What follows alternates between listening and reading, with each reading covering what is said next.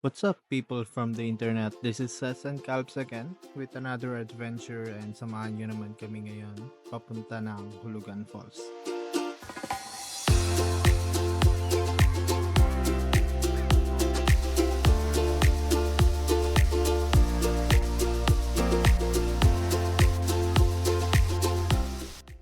May mga araw talaga na gusto na lang nating mawala muna kahit sandali lang.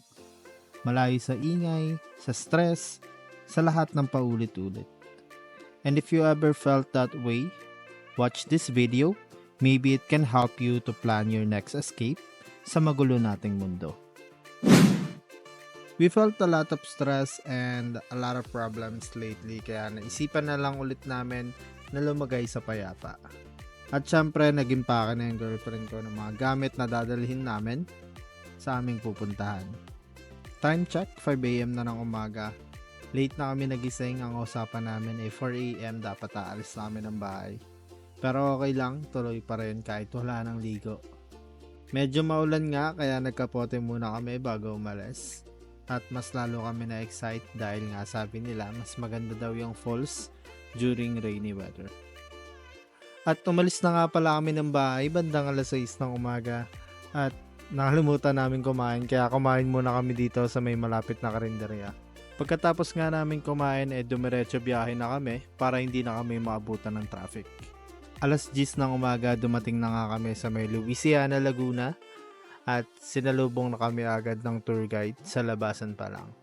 At sinabayan na kami na ito papunta sa parking lot.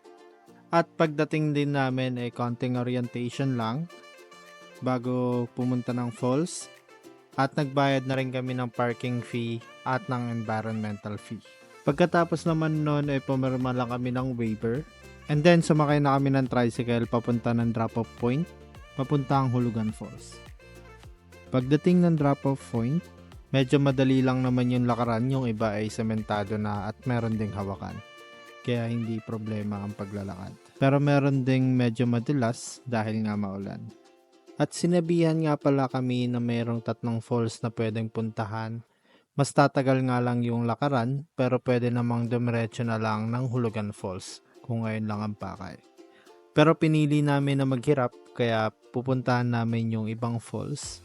At yung unang falls na pinuntahan namin itong Talay Falls. Sobrang ganda kahit di malinaw yung tubig since maulan at medyo maputik ang paligid. Yung pangalawang falls naman na pupuntahan ay tinatawag nilang Hidden Falls. Medyo malapit lang siya sa Talay Falls, 5 to 10 minutes lang ng lakaran. Pero mahirap nga lang yung pagdadaanan since pataas at mabato yung dadaanan. Pero okay lang naman dahil may mga guide naman na pwede mong hawakan para hindi ka madulas. Pagdating nga namin sa taas, baliwala lahat ng hirap ng pinagdaanan dahil sobrang ganda ng Hidden Falls. Kahit gaano kahirap ang pinagdaanan, sobrang worth it. Nakakalungkot nga lang kasi parang ang sarap maligo sa mga falls na to, kaso nga lang hindi pwede maligo. Pwede lang maligo sa may Hulugan Falls mismo.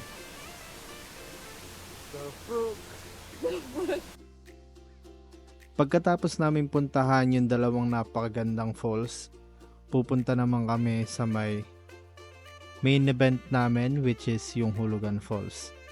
Sabi nga ng tour guide namin na si Kuya Russell, yung lakad pa daw papuntang Hulugan Falls abot ng 30 or 45 minutes.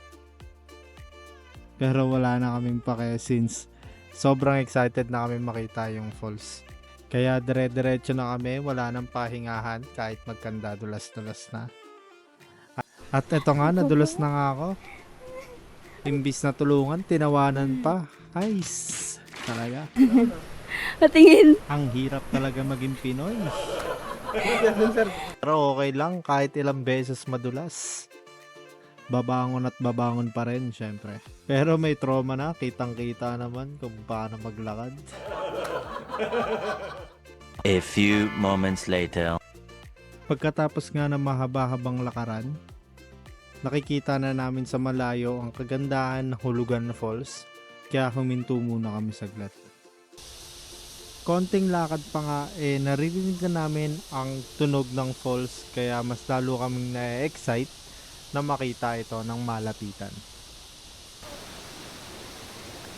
Ilang saglit na lang dumating kami ng Hulugan Falls at grabe.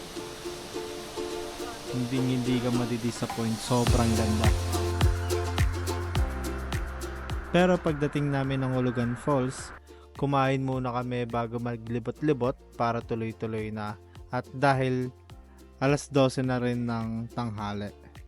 At buti na lang yung dala namin pagkain ay pang 3 tao para makakain kaming 3 kasama yung tour guide namin na si Kuya Russell.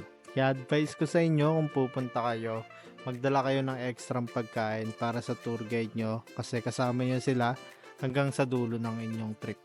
Pagkatapos nga namin kumain, nagligpit lang kami saglit at nilibot na namin ang Hulugan Falls. Medyo mahirap yung daanan pero kayang-kaya naman dahil sobrang worth it naman ang mapupuntahan, di ba? Kaya ito, nagpicture-picture lang kami saglit at nag-video at naligo na rin since basa na kami ng ulan. Tinuloy-tuloy na lang din namin.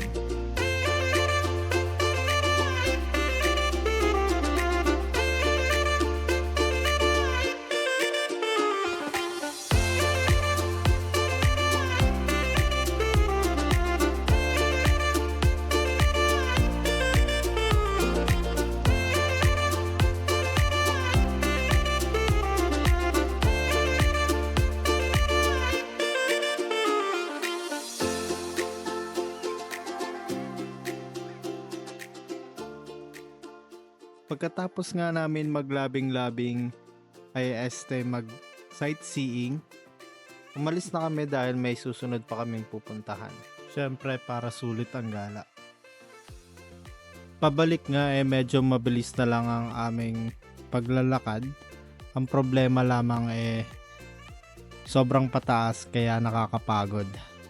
Ang kagandahan naman ay hindi masyadong madulas at marami ring pwedeng hawakan kaya mapapadali pa rin ang pag-akyat mo. Pag-akyat naman namin sa taas, nagbanlaw na lang kami at nagbiyas. Pagkatapos, dumiretso na kami sa aming susunod na pupuntahan which is yung HNB Nature Park. Pero ito lang muna sa video na to. Gagawa ako ng part 2 so please like, share, and subscribe para updated kayo sa aming mga adventure.